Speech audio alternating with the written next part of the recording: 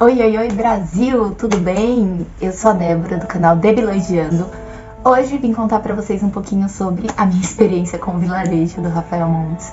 Bom, o Rafael Montes é um autor nacional. Acho que vocês já devem ter ouvido falar dele pelo Bom Dia Verônica, é uma série também que estreou na Netflix. E tem, entre outros, tá? Tem Suicidas, tem Jantar Secreto, tem vários trabalhos aí do Rafael Montes. É Uma Menina no Escuro, acho que é esse. São bem legais, são muito intensos. Como eu disse no unbox, toda vez que eu leio algum livro dele é tipo 5 dias sem almoçar e sem jantar, porque é muito descritivo. Muito, muito, muito descritivo. Ele coloca certas coisas assim que você fica meio que, meu Deus, tá? O Vilarejo, gente, o que foi esse boom na minha cabeça quando eu li esse livro? Ele é um livro muito curtinho, ele não tem nem 100 páginas, gente. Você lê tipo uma hora, sentado, meia horinha sentado você lê, porque tem muitas imagens também, tá? Olha, como eu mostrei pra vocês no unboxing. E o que acontece nesse livro?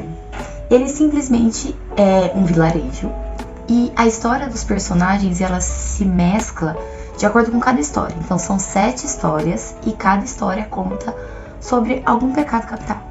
Então, assim, no começo do livro, o Rafael Montes cita que ele foi chamado pelo dono de um sebo pra ir no prefácio, assim, né? Que ele foi chamado pelo dono de um sebo pra ir até lá porque uma senhora tinha morrido e tinha deixado um monte de coisa, né, pra ele, o dono do sebo, não Rafael Montes. E ele achou um exemplar de um livro escrito numa outra língua. E ele não conseguia, acho que é Cimério, não sei direito. Ele não conseguia traduzir. E ele procurou, e parece que no mundo inteiro tinha uma pessoa que conhecia essa língua antiga, enfim. E aí ele foi falar com esse homem, né? E chegou lá, o homem olhou aquilo e falou: eu não quero traduzir e tal. Aí, e deu pra ele um dicionário. Então o Rafael Montes foi traduzindo aí esse livrinho aqui.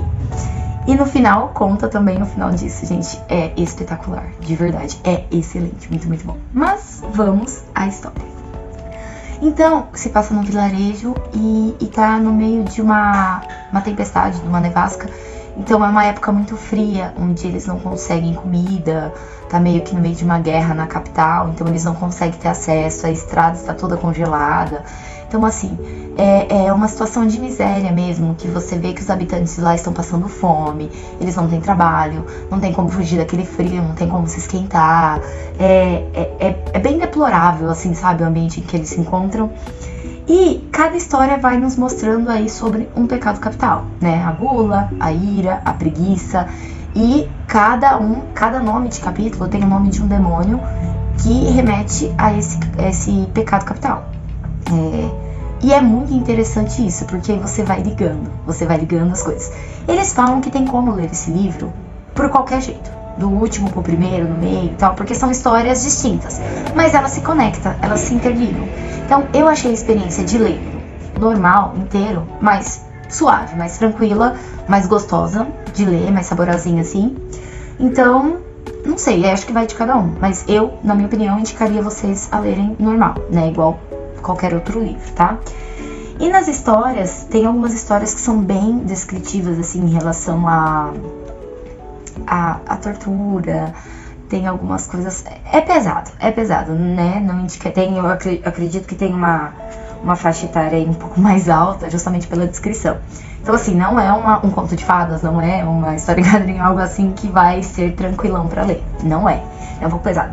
E o mais interessante dessa história é que, assim, por mais que você leia e veja que ele fale sobre os demônios, o que cada demônio interfere, você percebe que, no final principalmente, não é spoiler isso, tá, gente? Porque não vai mudar nada vocês lerem essa parte não, tá?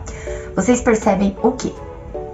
Que por mais que o demônio desse pecado, ele dá um empurrãozinho, quem faz todas as ações somos nós, né? Os humanos. Então, assim, ele meio que procura em cada casa aquele pecado que mais sobressaía, sabe? Então, é de se pensar. Eu entendi muitas coisas nas entrelinhas, assim, e acho que é uma experiência única para cada um que lê. Eu acho que vale a pena arriscar uma leitura dessa por causa disso, porque tem muita mensagem subliminar que ele deixa meio que subentendido, sabe? Será que é isso mesmo? Será que foi o demônio que impulsionou isso ou era da própria pessoa? Então, é uma coisa assim que a gente tem que parar pra analisar, pra se autoanalisar, na verdade, né? Isso tudo tá meio que direcionado a nós, a gente que Nós que fazemos as ações, né? Independente da situação, é a gente que escolhe, né? E assim, e aí quando ele fala isso, você faz dá um boom na cabeça, né? Você fala assim, meu Deus, será que a todo momento, se eu fiz alguma coisa ruim, então fui eu mesma que escolhi isso? E é real isso, né? Então assim, super indico esse livro pra vocês, dá pra ler rapidinho. Ai, mas eu não sou muito fã de leitura. Gente, uma coisa, leitura é hábito, tá? É hábito. Vou dar um exemplo, se você é uma pessoa que se atrasa muito na vida, então você vai sempre continuar se atrasando, porque é um hábito que você criou. E você sugestionou seu cérebro a isso. É a mesma coisa que a leitura. Comece com livros fininhos, livros que você goste, que fale sobre o assunto que te interessa. E aí você vai evoluindo aí na leitura conforme vai passando, né? Você vai evoluindo de avatar, vamos colocar assim. Até você chegar lá nos calhamaços de 700, 800 páginas. E vale muito a pena, gente, de verdade. Você entra num mundo que você, nossa, se transforma. Fora que você aprende, né? Sempre que você tá lendo... Obrigada, amor. Sempre que você tá lendo alguma coisa diferente, você tá aprendendo. Seja uma palavra nova, seja uma colocação nova, alguma coisa assim. E isso é super válido, tá? Sem mais delongas, não vou ficar aqui, né, fantasiando muito, porque eu acho que vocês têm que ler. É mais assim, mas pra vocês sentirem, assim, a pegada que é isso, tá? Curte aí, comenta, compartilha com os amigos, se inscreve no canal e ativa o sininho aí pra ouvirem sempre que eu postar algum vídeo novo, tá bom? Muito obrigada aí por todo mundo ter assistido até o final. Então, 1000 beijos no coração de cada um de vocês e até mais. Tchauzinho!